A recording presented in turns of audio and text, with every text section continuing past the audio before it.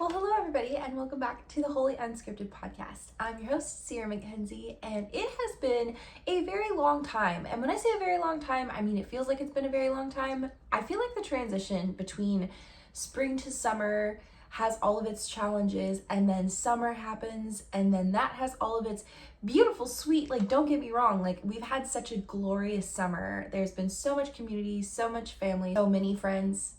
And I do feel like that's such a gift from God because I didn't have any of that last summer. Like I was saying to my boyfriend the other night, my gosh, I feel like I haven't jumped in the ocean half as much as I have in the past several years. And then I was like, oh, but that's because I didn't actually have friends last year. Like I had just moved back to the States. It was my first season back in California summer, and I did not know what I was doing. I had friends, but I didn't have the community and what God had been doing in the community really kicked in, I think, late summer, early autumn last year. And so this year has just felt like the whirlwind, which I am so thankful for. And then obviously the transition now, we're going from summer to autumn, has been a little bit of a crazy time. I'm trying to figure out how to juggle student schedules and also trying to get back into social media and networking, and so here we are. It's been a little bit and it's been a while, and we're getting back into it. And we've been talking a lot about womanhood and femininity and a lot of that stuff the last few months. And so I wanted to jump right back into it, talking about legacy. I know you never start off, this is like improv, right? If you ever did improv classes when you were a kid, like I did, it was always like, you get the word, you get the scenario. You never, ever say that word first in the scenario. You always start at the beginning and you leave yourself somewhere to kind of get to. So I'm breaking all the rules right out of the gate, saying that we're talking about legacy, but legacy, it's a long game. I feel like there have been a lot of opportunities this year coming up, and it's been such a sweet season of watching God open doors in all the ways that I prayed for, and close doors in other ways that, I didn't pray for, but I also realized in retrospect, I'm like, wow, I actually really needed that season or that chapter specifically to be closed. And thank you, Lord, living in a season of gratitude for thankfulness that He closed those doors when He did. So He's just a really kind Father. And I wanted to talk about how sometimes an opportunity just kind of comes up out of absolutely nowhere. You could be sitting at your desk one day and the phone rings, and as my creative pastor at Hillsong used to say, one phone call can change everything. 5-minute conversation can change everything. And I feel like I've seen a lot of evidence of that in my life this year. Things that I started 10, 15 years ago have finally started to come to fruition. Conversations that I had when I was 18 years old, here we are 11 years later, that stuff is starting to come up. Prayers that I prayed from when I was a kid into really praying for them last year. The unhinged prayers, as I talked about a few episodes ago, those have really come to the surface, and God's been really kind in that. And I was thinking about how sometimes an opportunity can come up and we immediately recognize the anointing and the generosity and the wonder of God, and the understanding that we can make that change. But then I was also thinking about Mia Thermopolis of Princess Diaries. Now, my celebrity doppelganger that I have always been compared to has been Miss Anne Hathaway, specifically young Anne Hathaway in Princess Diaries, starring as Mia Thermopolis. I think it was her first big role. Fun fact about that movie, she actually went in super nervous, super shy, super scared. The producers apparently loved it because they thought, oh my gosh, she's playing Princess Mia before she's Princess Mia. What a great acting choice. And she goes on record to say that she actually wasn't acting like Princess Mia. She actually just went in as herself and was a little bit awkward and nervous. And I kind of love that about her. Anne is down to earth. She just seems like a super down to earth, super likable girl. So I can appreciate that I get compared with her. But when I heard that they were filming a new Princess Diaries movie, I kind of lost my mind a little bit. I was like, wait, it's like when they filmed Freakier Friday and they announced that, and I thought, wait, this has got to be better than the original or it's not going to work. So I have yet to see. There's not been any trailers released as far as I'm aware, but I was thinking about Princess Diaries and just all the hype around that, and then I started thinking about the original, and alongside of what I was thinking about legacy, and here you're getting a taste of girl brain. We start one place, we move another place really quickly, but everything connects, so it's fine, right? But in the case of Mia Thermopolis of Princess Diaries, sometimes looking in the mirror and realizing you've been given an opportunity from God, that takes time and encouragement and belief that, you know, you don't have to appear a certain way, or that your past or your present or your current circumstances have too greatly affected that present for you, that you're not really capable or willing or able to step into that gifting or calling that you're meant to and you're called into.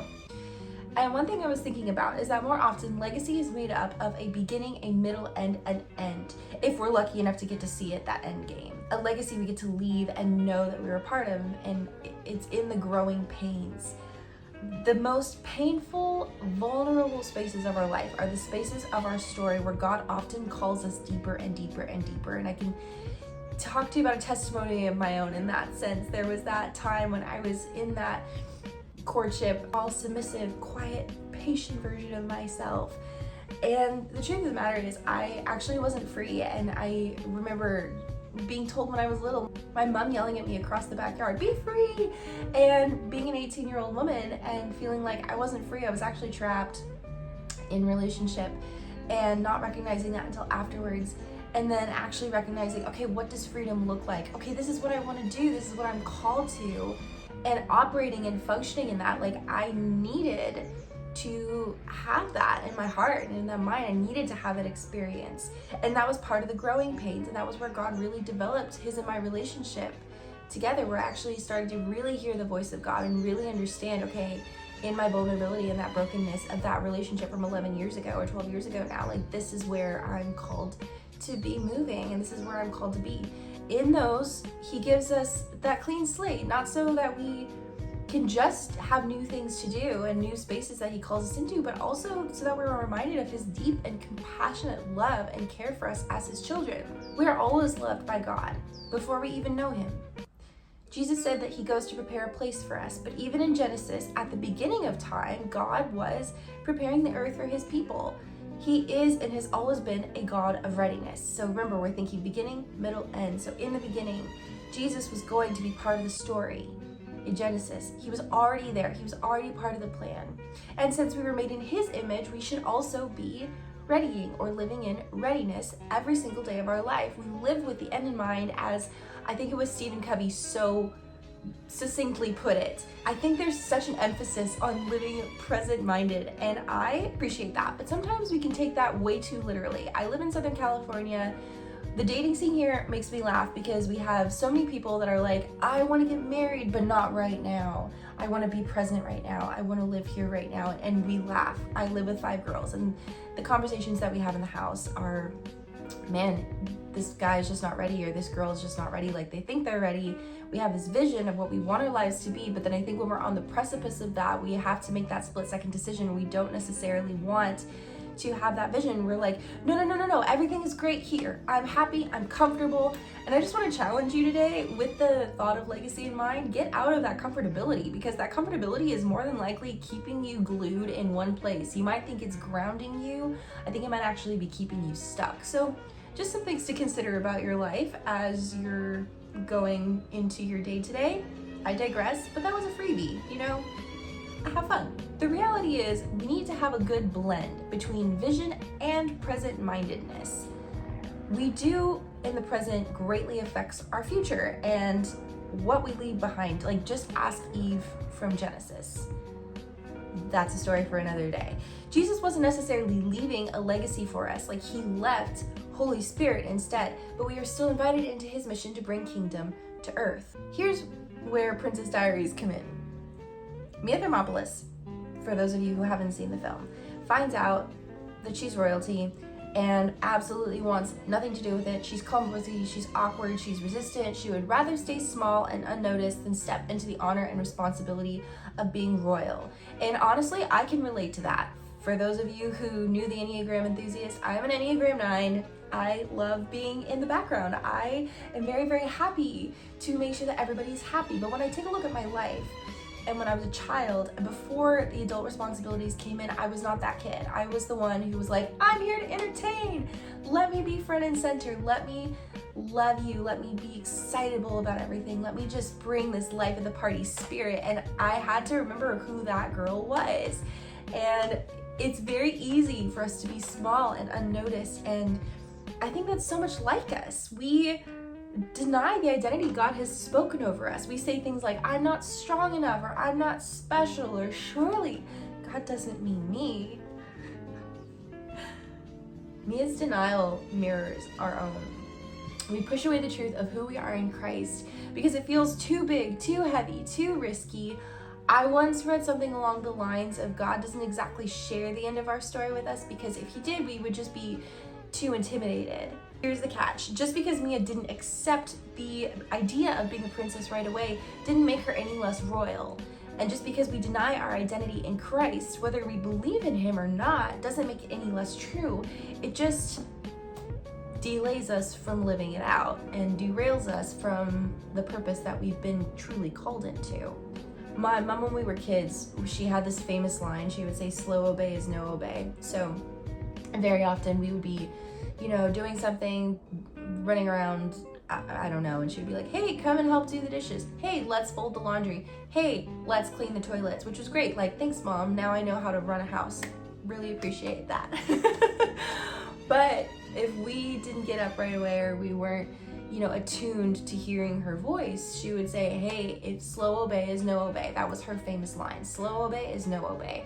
And she would often harp on the fact that if we couldn't obey her in the small things, that this was actually practice to learn how to obey God in the small things and then be entrusted with obeying him in the bigger things as well. And it might seem a little bit silly, but I think about in his book, Abba's Child, I talked about a lot. We read that earlier this year. Brennan Manning talks about how often we forget our specialty or our specialness, our belovedness in God. We shy away from our specialness as children of God because we have decided it feels too prideful or too scary, too bold, too assuming to be different. I can see this in myself. I can see this in our generation. Like if you walk outside, you can see everybody wearing the same thing, or unless you live in LA or New York or one of those cool fashion cities, you can see everyone wearing the same thing. The trends are set, we follow them. The trends are set, and I'm not even talking about just fashion. I'm thinking like stocks. I'm thinking about jobs. I'm thinking about high school to college. I'm thinking about getting a specific degree so that you get a specific job, so that you get a specific life, so that you know what I mean? Like it can trail into every aspect of our life. I can see this where people want to be noticed and instead stick to playing the game because they don't want to be to something that, affects another person or puts them in a seemingly vulnerable position. This is what we call the false self or the shadow self or the hidden child, whatever you think of when you think of the false self or the false identity. It's whatever you believe or think of. We all have this false self, that wants to keep us in that fear or that shame or that uncertainty. But within the true vulnerable self, the self that God created you to be, our specialty rests solely in knowing that we're loved, we're called, and we're chosen. I can think of another royal from the Bible. You know her, you love her. She is the queen with the crown, the courage, and the calling, Queen Esther. Before we paint her as this flawless portrait, this fairy tale figure, I want to zoom out a little bit and look at something we often miss, which is her legacy. Legacy isn't just the end of the story. Remember, it's the way we live in the beginning, the middle, and even when we're stuck in the weeds. And I wanted to think of these in segments. So we're going to look at these in a very particular order. The calling, the courage, and the crown. So we're gonna start at the beginning, because remember, beginning, middle, end. I'm gonna harp on that. Esther wasn't born royal. She was born an orphan. She was raised by her cousin Mordecai and suddenly thrown into a palace world that quite literally wasn't hers. Her legacy begins long before the crown. Her willingness to be faithful where she was planted. Where does Esther's story begin? So, she was a Jewish orphan. She was a Jewish girl named Hadassah, raised by her cousin Mordecai. She lived in exile under Persian rule, and she was raised because her parents were probably killed. Whether they died because of disease or whether they were killed because of the uprising in the government at that point in time, she would have had cause to live under a lot of fear. She would have seen a lot of grief. She would have felt a lot of emotions, and especially as a woman living at that time, it's not like she had a ton of rights going for it. And let's be real, she wasn't really a woman. She was still a teenager at this point in time. Life was different back then. So she had plenty of reasons to be in fear. Whatever she was doing at the time, whether she was contributing to the household, whether she was working, it's not like she was in a position of power, right? She was at the beginning, she was still anonymous. in fact. And when the king demanded an empire-wide beauty contest to find his next queen and Hadassah was chosen, there would have been plenty of reason to be terrified as a Jew in the court of Persia. So much so that her cousin said, hey, we're gonna change your name to Esther. It's a beautiful Persian name. It means star. It kind of has traces to your original root of Hadassah. And she was chosen. She was chosen not out of royalty, but through an empire-wide beauty contest. Crazy. It's just kind of funny to me, like we think about how, you know, kings choose their concubines back then. It's like, okay, I kind of get why they would choose their concubines in a certain way, but Xerxes, the king at the time, was like, I'm gonna marry someone from here. So it would have been a huge opportunity. I'm sure that it would have been like the story of Cinderella to an extent, where the prince was like, I'm gonna marry this woman. She's gonna be great. I'm gonna pick her out of all of these people. Everybody freaked out about it. You know what I mean? So I'm sure that there was quite a great hubbub at the time when they were out picking people. And I'm sure there were people that didn't want to be chosen and people that did want to be chosen. Like, it's only human nature to want to be chosen. But Esther or Hadassah probably wasn't one of those people. She didn't start out as someone important, and if you know yourself, you know that, you know, maybe there's one part of your life where you're like, I don't want to be important. In fact, I don't want to be noticed at all. I remember going to kindergarten for a week, or preschool for a week, when I was quite young, and just praying that I would not be noticed at all, because I was smaller than everybody. There were a couple of bigger girls in the next grade up that just wanted to make fun of me and la la la la la, and it was horrible. I just wanted to walk in and be invisible. I felt that way in high school. I wanted to be invisible. I wanted to be noticed and loved. I knew that in my heart that was my identity as a child of God, but I also knew that I had so many insecurities and so many flaws and so many concerns about the people around me. I just wanted to be hidden. I wanted to be hidden. I didn't want to be seen. And Esther didn't start out knowing and feeling like she was chosen or called or feeling important, I'm sure. And she didn't look like someone who was going to change history, like this little girl. But through all of this, God positioned her to be queen, not for her own comfort, but for a higher calling. Second, the courage. This is the middle. I know when I think of Queen Esther, when I thought of Queen Esther for years, like when I taught it in my Sunday school classes, or when I heard it when I was a kid, or when I watched the VeggieTales movie about it, if you know, you know.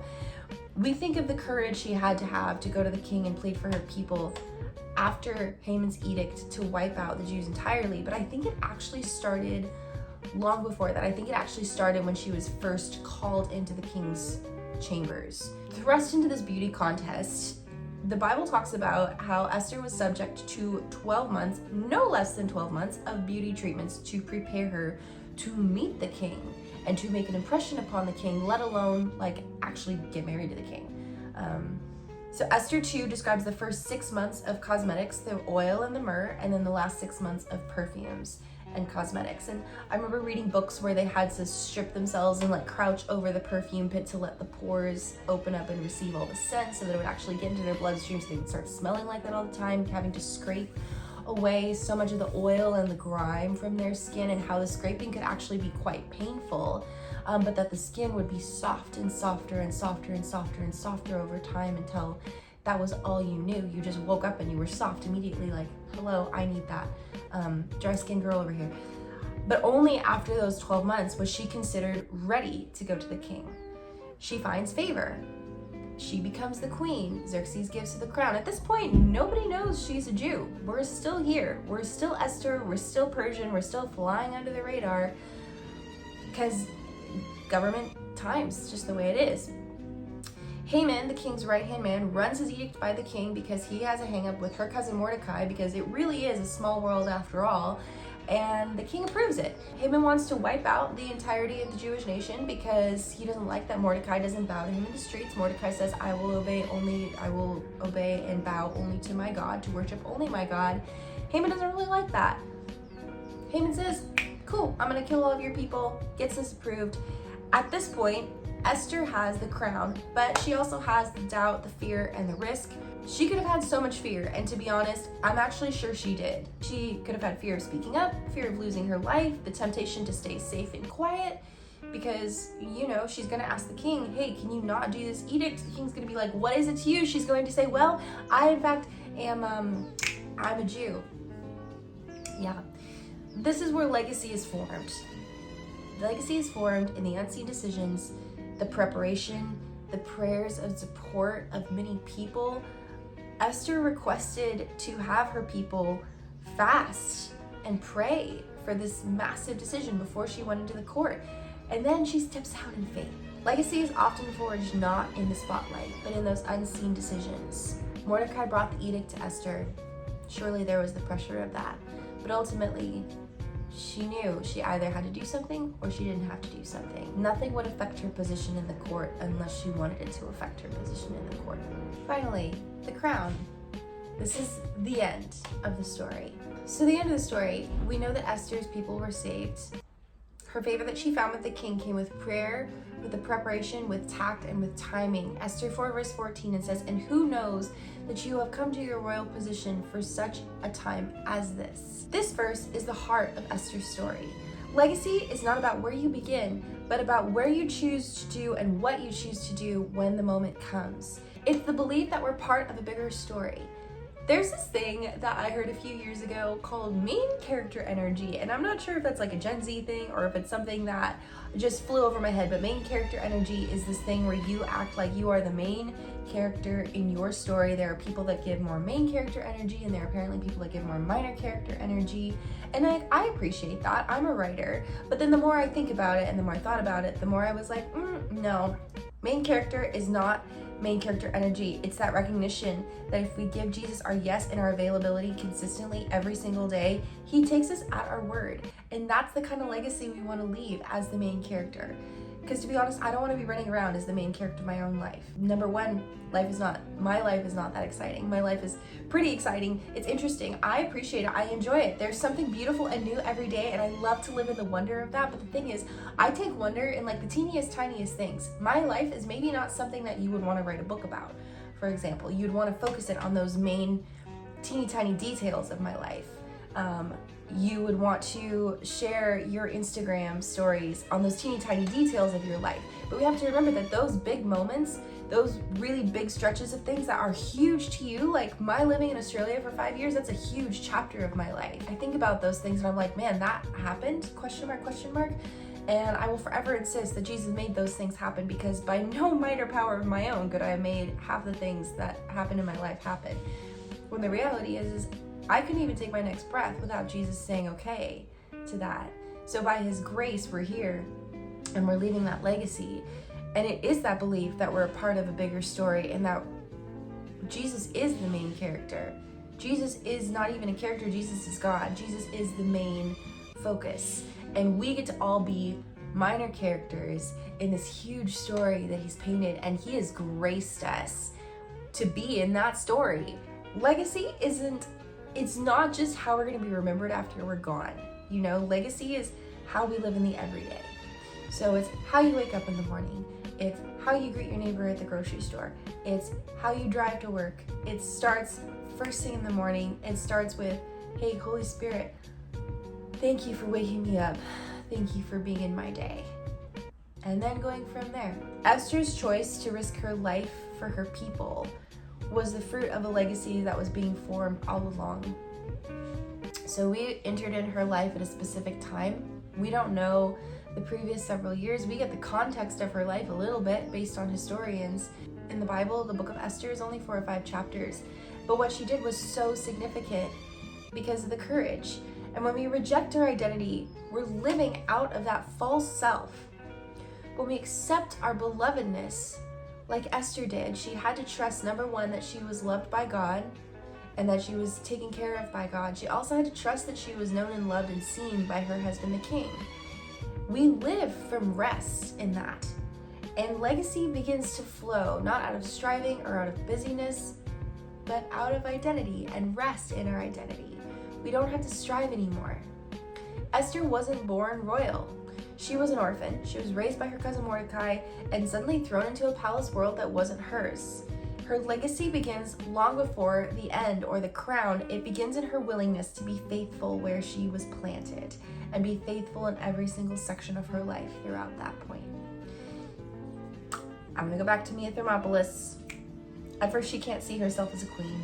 She's clumsy, ordinary, unsure of herself, and the moment she accepts our identity, everything shifts. Esther's story carries that similar weight. She might not have felt ready, she might not have felt worthy, but her calling wasn't about her feelings. Her calling was about God's timing and purpose. The Bible doesn't go into her emotions, it goes into her willingness. And I want to take a moment here and now to talk about emotions. I will harp on this. I will tell myself this till the end of my days because I am an emotional person. Sierra, your emotions, while they are valid, are not always true to the circumstance. I tell this to everybody. Any girls in my mentorship groups, anybody that is like, I feel this way. I'm like, okay, I understand that. That is completely valid. What are the circumstances surrounding those emotions? Because that makes such a huge difference. Knowing the context and valuing how we feel is so important, but so is actually valuing the context of the place and the people around you. And here's the truth. We don't need to be in royalty. We don't need to be royal to be walking in the calling that God has for us. He calls us his children, so therefore we are considered royalty. We do get to enter the kingdom with him. We get to bring kingdom to earth with him. But our daily lives, our families, our workplaces, our friendships, they are all places where we can live out queenliness or kingliness, if you're listening to this, dignity and legacy. And the life that we're building right now, those lives are part of the greater story that God's writing that we are invited to take part in. So the beginning, to recap, often feels small, ordinary, unseen, anonymous. Jesus had this the first 33 years of his life. 33 years is a long time. Our culture is like, you're not 28 and married and have 3 children by now? What is going on with you? I mean, we're a little bit better about that now. But Jesus was 33. Esther began as an orphan. Mia begins as a teenager with some crazy bedhead and a cat. And we begin in hidden places. We have the middle, we have the tension, we have the weeds, we have the waiting, we have the choice between obedience and fear. And this is where character is tested. And then we have the end. The end is the fruit. If we're lucky, sometimes you get to see the end in the closed chapter of a certain part of our story or a certain part of our legacy that's going to affect either the way we live or affect our children or affect our grandchildren. Mia accepted her role and she embraced her calling. Esther's courage saved her people. The end might not look like royal decrees, but it does look like faithfulness. It looks like generational impact, and it looks like planting seeds that outlast us, whether we recognize them or not. This is weighty stuff, okay? Our identity and our calling are already sealed by God. So we get to live today with courage, with dignity, and with confidence that our legacy is part of a much bigger kingdom story. Whew, we can take the pressure off of our shoulders, guys. Like, we don't have to worry about being the one to make everything happen. What does this mean for us, our present-minded people that live for every day? Sometimes the weeds of life keep us from lifting our eyes to see the bigger story that God is writing. I'm guilty of it. Legacy is built one decision at a time, and that means to choose faith over fear, to step into the dignity and the authority that God has called us to, and that God has given us as his kids. We are each invited into the queenliness or the kingliness of being children of the King. Romans 8, verse 16 through 17 says, "The Spirit himself testifies with our spirit that we are God's children. Now, if we are children, then we are heirs, heirs of God and co-heirs with Christ." This is the true royalty we carry. We don't need a crown on our heads. In fact, we need to cast off our crowns before the King of Kings. But we have an eternal inheritance and a calling to live in step with God's kingdom. When we hear the word legacy, I don't know about you, but I have to think about something large and monumental, like the end of my life, but Esther's saving her entire people, or even when we get to a funeral and think about somebody's life, like it's the end. The end is what I think of when I think of legacy. But legacy isn't about those world-changing moments. It's not about how, we recognize a great artist or a great musician after they die. It's about the seemingly small, ordinary acts of faithfulness that ripple on into eternity, or what Eugene Peterson says, small steps of obedience in a long direction. So the first way I can think about is legacy in our homes. This is the way you speak to your children, or the way you speak to your housemates if you're in that season of your life, your roommates, your college friends, your friends in general, whoever you live with, whether that's your cats or your dogs or your plants, because sing to your plants, they're gonna grow.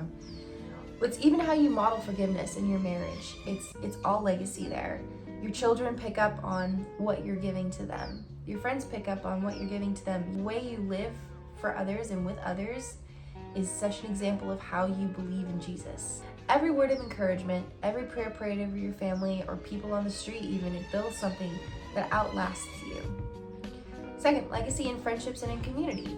You know when like a really good friend moves out of the neighborhood or leaves your small group or goes to get married, there's a gap that leaves, that is left in their leaving. There's a gap. Showing up for a friend in need, offering empathy when someone is hurting, choosing to really listen instead of rushing. These create a culture of love and faithfulness, and these things leave a mark. The silence is felt.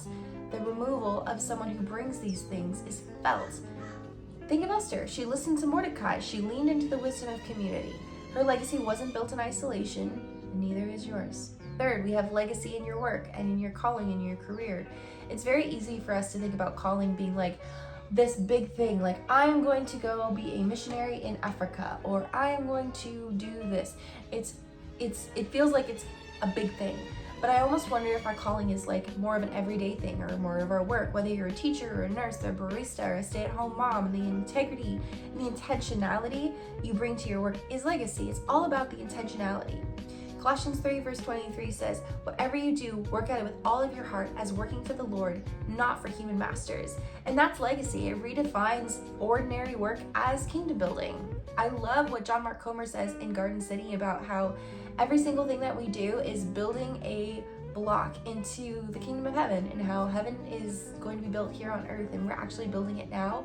And the things that we do now create an outliving purpose. They're outliving their purpose for us here, but God in his kindness gives us the purpose here, because otherwise we would just be playing around and floating around all day, and can't have that. Fourth, legacy in the hidden places.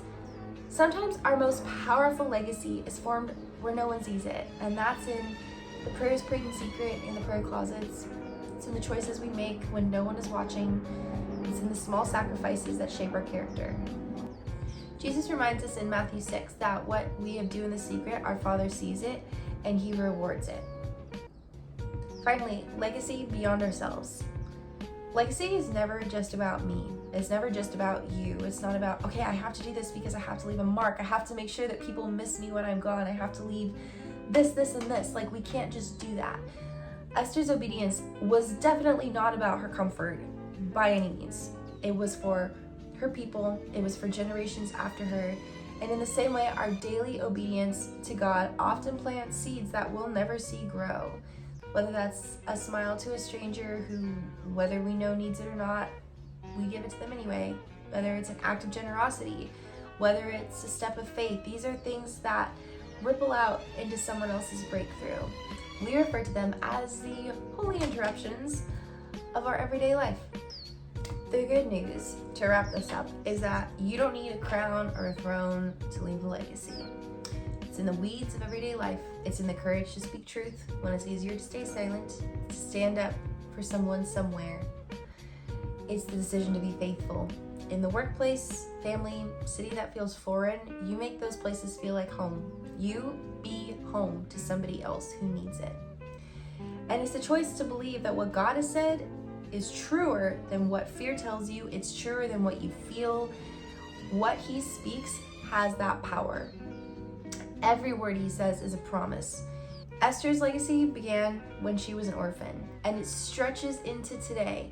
Yours is being written right now. Not when you feel ready, not when you want to be ready, but when you stop denying who God says you already are. So a question I want to leave you with today is, where are you denying your identity?